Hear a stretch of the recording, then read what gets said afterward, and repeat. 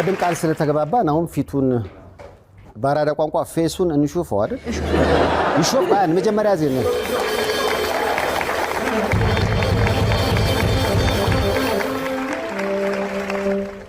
ካሁን በኋላ መንገድ ላይ ስታስቸግሩት ብያሰብኩና ታውቁት።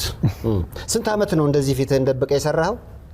እንዳልኩ በትክክል አይታወቅም። በአመት ደረጃ እስከ 5 አመት ድረስ ምን ያህል ሰዎችን አገዝክ? አላውቅም። እሱ የወቃቸው ነው። 5 አመት ማካገለገልክ ቀሪውን ደግሞ ፊቱና